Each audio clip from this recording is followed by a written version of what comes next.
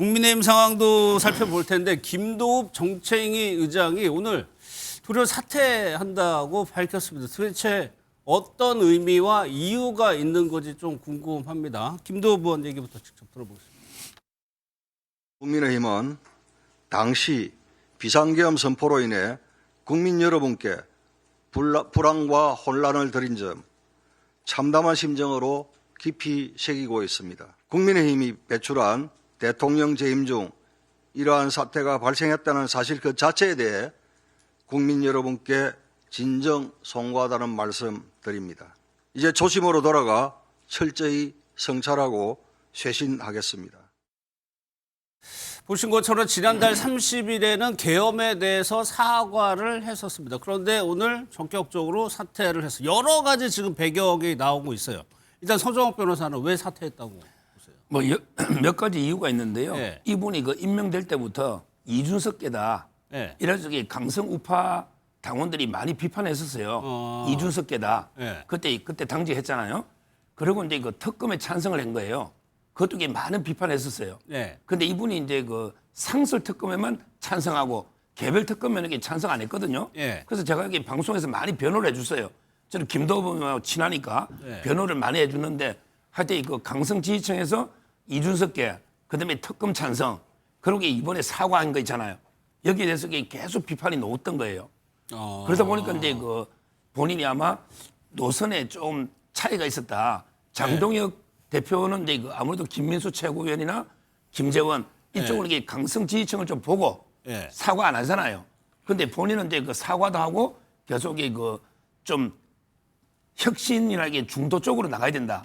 이런 이제 노선에 차이가 있었던 것 같아요. 장동혁 대표하고. 그래서 아마 이제 그만둔 게 아니기는 보이고요.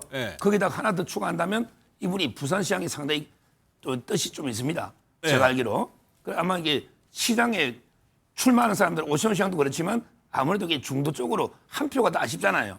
이런 이제 그 부산시장 출마 이런 이제 좀 결심도 영향을 미치다 이렇게 봅니다. 그러니까 지금 지도부하고는 방향성이 안 맞는 것 좀 같다. 안 맞죠. 정광재 대변인 좀 다르게 보나요? 저도 뭐 비슷한 이야기를 김도읍 의원과 가까운 분에게 직접 들었습니다. 본인이 사실 그 장동혁 대표가 당원들이 뽑은 그 당 대표고 당을 잘 이끌어 주길 하는 차원에서 정책위의장 자리가 왔을 때 기꺼이 희생 차원에서 수용했는데 지난 연말에 있었던 마지막 최고위원회의에서 계엄과 관련해서는 적어도 반성하고 당이 변화와 쇄신의 방향으로 가야 한다라고 주문을 했죠. 그런데 장동혁 대표가 이제 1월 8일에 당 쇄신 방안, 변화 방안을 발표한다고 하는데 거기에 자신이 한 얘기가 얼마나 많이 반영될지 이런 부분에 대해서 조금 의문을 가질 수 있었던 것 같아요. 그리고 그 얘기는 장 대표가 크게 변하지 않을 거다라는 전제가 있는 것이다라고 보시는 것 같아요. 제가 판단하기엔 그렇습니다. 그럼 뭐 부산시장 출마와 관련한 이야기를 하는데 오늘도 뭐 조영술 대변인이 개인적인 사유 때문에 뭐 그 사퇴 의사를 밝혔다라고 하니까 그것에 대해서 그런 개인적인 사유로 사퇴한다는 뜻을 전혀 밝힌 적이 없다. 그래서 국민의힘 공보실에서 따로 그 개인적 사유라는 것은 배제했죠. 그것을 아마 서 변호사께서는 부산시장 출마와 연관지어서 말씀하시는 것 같은데 지금까지 얘기는 뭐 부산시장 선거 출마 여부와 상관없이 본인이 가고자 하는 방향 설정은 분명히 해뒀다. 그리고 장동혁 대표에게도 여러 차례 본인 포함 다른 의원들을 통해서도 메시지를 전달했다. 그러니까 자기의 몫은 여기까지다라고 생각했다라고 얘기를 전해왔습니다. 항의성 성격이 있다는 거는요? 제가 듣는 뉘앙스는 뭐 아니에요? 그게 일부 반영된 것 같습니다. 제가 판단한 뉘앙스는. 아니 이렇게 하다 보니까 오늘 또 국민의힘에서 뭐가 있었냐면 당원 게시판과 관련해서 지금 윤리위원장이 없고 윤리가 구성이 안 됐죠. 오늘 7명 윤리위원을 이제 임명을 했습니다. 여기서 한 명은 위원장을 뽑고 한 명은 부위원장을 뽑겠다는 건데 그 내용 한번 좀 들어보도록 하겠습니다. 중앙윤리위원회 위원 임명안이 통과됐습니다. 총 7인으로 구성됐고요. 그리고 그 안에서 이제 위원장과 그 부위원장은 호선으로 임명할 예정입니다. 윤리위원회 위원은 현재 비공개로 이제 하기로 결정을 했고요. 호선을 통해 선출이 되면 위원장이 이제 공개돼서 그 부분에 대해서는 말씀을 하실 예정입니다. 7명의 위원 중에 위원장과 부위원장을 뽑는 거예요. 그거를 항의성이란 거하고 연결시켜 보면 저 윤리위원회를 구성한다는 거는 서정표 씨, 한동훈 대표 징계하는 작업에 착수한다는 얘기잖아요. 그렇죠. 이런 그런데 것들도 영향을 미쳤을 수가 있을까요? 김도읍 의원이요. 예. 그거는 저는 아닌 것 같아요. 김도읍 의원이 그 한동훈계는 아니거든요. 예. 다만 이제 약간 저 노선이 약간 더 중도 쪽이고 장동희 대표는 약간 더 강성 지지층을 그 차이고 방향성의 차이죠. 근데 문제는 이제 윤리위원이 보통 당 대표가 임명하는데 이번에는 이게 독립성, 자율성을 주기 위해서 호선을 해라 예. 이렇게 했고요. 아마 8일날 내일 모레 8일날 이게 위원장, 부위원장이 정해지잖아요. 그럼 이게 바로 1차 안건이 한동훈, 김종혁 예. 징계건이 될 겁니다. 아마 김종혁 의원에게 2년간 당권 정지 이미 결정을 해서 보낸 거고요. 그다음에 한동훈 전 대표는 이제 그 평당원이잖아요. 당직자가 아니기 때문에 그냥 알아서 윤리에서 판단할 겁니다.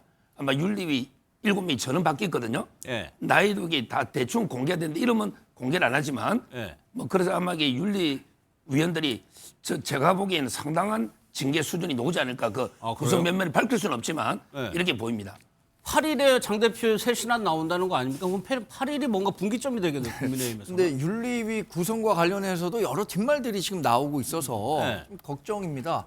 그러니까 윤리위원회 구성을 해서 이게 정당성을 가지려면 정말 누가 보더라도 공정한 의사결정을 할 수 있는 사람이 돼야 되고 사회적으로도 존경받을 만한 분이 돼야 되는데 예를 들어서 뭐 JMS 정명석 교주를 변호했던 변호사 출신의 윤리위원이라든가 전혀 그래요? 이런 관련이 없었던 업무를 담당했던 분이 윤리위원장으로 추대된 것이 과연 뭐 어떤 의도도 반영되지 않은 윤리위 구성이냐라는 당내외의 목소리들도 있어서 예. 이게 뭐 말씀하신 것처럼 김종혁 전 최고위원 또 한동훈 전 대표를 징계하기 위한 장치를 만든 거 아니냐라는 얘기들도 나오고 있는데 예. 저는 뭐 지금 김종혁 전 최고에서 2년 당원권 정지 권고를 한 것이지 그걸로 해달라는 건 아니잖아요.